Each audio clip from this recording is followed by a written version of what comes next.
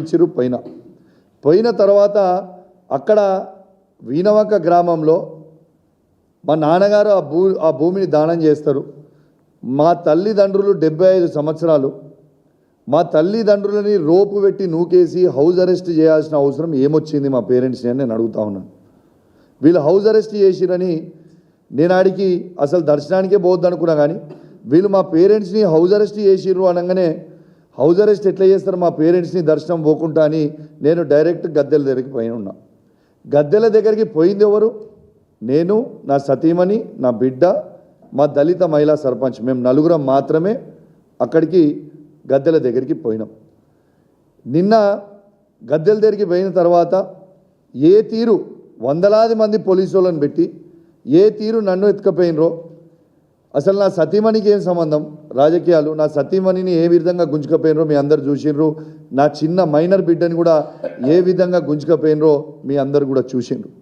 దీనికి అంత కారణం రేవంత్ రెడ్డి గారు పోలీసు వాళ్ళకి ఆదేశించి బీఆర్ఎస్ పార్టీ ఎమ్మెల్యేగా నేను గట్టిగా నిలబడి కేసీఆర్ గారి నాయకత్వంలో వారు ఇచ్చే 6 గ్యారెంటీలు 420 హామీలను వాళ్ళు చేసే స్కాములు అన్నీ కూడా గట్టిగా నిలదీస్తున్నా, ప్రశ్నిస్తున్నా. కాబట్టే ఈయనని ఇబ్బంది పెట్టండి, ఈయనని పోనీయొద్దు, ఈయనని అవమానపరచండి, ఎన్ని కేసులు పెట్టినా ఆయన లొంగుతలేడు, ఇలా కుటుంబ సభ్యులను కూడా ఇబ్బంది పెట్టండి అని రేవంత్ రెడ్డి గారి ఆదేశాల మేరకు ఇలా కరీంనగర్ సిపి గారు, హుజరాబాద్ ఏసీపీ గారు, జమ్మికుంట రూరల్ సిఏ గారు ఆ రోజు వివరించిన తీరు మీరు చూసిండ్రు. అంతా అయిపోయింది. ఇదంతా అయిపోయిన తర్వాత మేము ప్రధానంగా వీళ్ళు ముగ్గురు చేసింది పరమ తప్పు. వాళ్ళు చేసిన తప్పు కవర్ చేసుకోవడానికి, పోలీసు వాళ్ళు చేసిన తప్పు కవర్ చేసుకోవడానికి వాళ్ళు ముస్లిమ్స్ని నేను ఇట్లన్నా నేను అట్లన్నా అనేది వీళ్ళు రెచ్చగొట్టి వీళ్ళే కాంగ్రెస్ వాళ్ళు ప్రతి ముస్లింలతోని ప్రెస్ మీట్లో పెట్టించి నన్ను పెట్టించే ప్రయత్నం చేస్తున్నాను. నేను ఇవాళ హైదరాబాద్ నడిబొడ్డున నిల్చొని ఇవాళ నేను మరొకసారి సవాల్ విసురుతున్నా. ఇంతకుముందు కూడా సవాల్ విసిరినా, మీ అందరికీ చదివి వినిపిస్తా. ఇవాళ ఈ ముగ్గురు ఆఫీసర్లు, ఇవాళ కరీంనగర్ సిపి గారు, హుజరాబాద్ ఏసీపీ గారు, జమ్మికుంట రూరల్ సిఏ గారు, వీళ్ళు ముగ్గురు చేయబట్టి తెలంగాణ ఐపీఎస్ ఆఫీసర్స్ అసోసియేషన్ తల తీసేసినట్టుగా వాళ్ళ ముగ్గురు ఇలా వివరించారు. కాబట్టి వాళ్ళని సస్పెండ్ చేయాలి.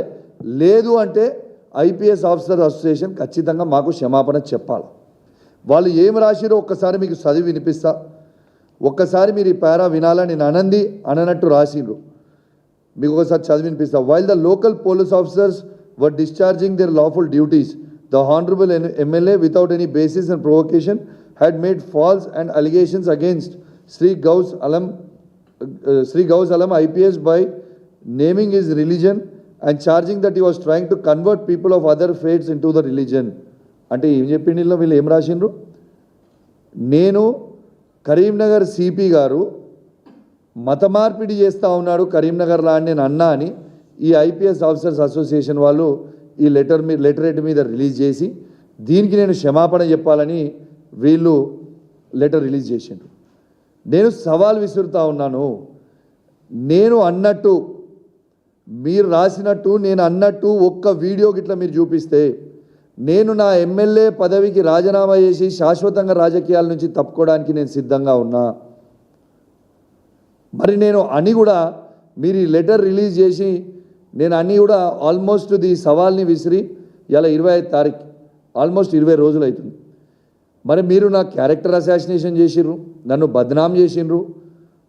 మరి ఇవన్నిటికీ ఎవరు జవాబు చెప్పాలి? 20 రోజులైంది. మరి మీరు రాసిన లెటర్ మీద మీరు కట్టుబడి ఉండాలి కదా.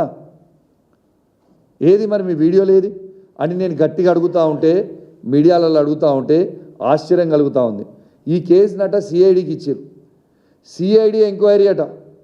సిఐడి ఎంక్వైరీలో నాకు వాళ్ళు ఉన్న పోలీస్ ఆఫీసర్సే చెప్పారు. వీళ్ళు విచారణకు వచ్చిన పోలీస్ ఆఫీసర్సే నా మిత్రులు వెల్ విషర్స్ నాకు ఫోన్ చేసి చెప్పడం జరిగింది.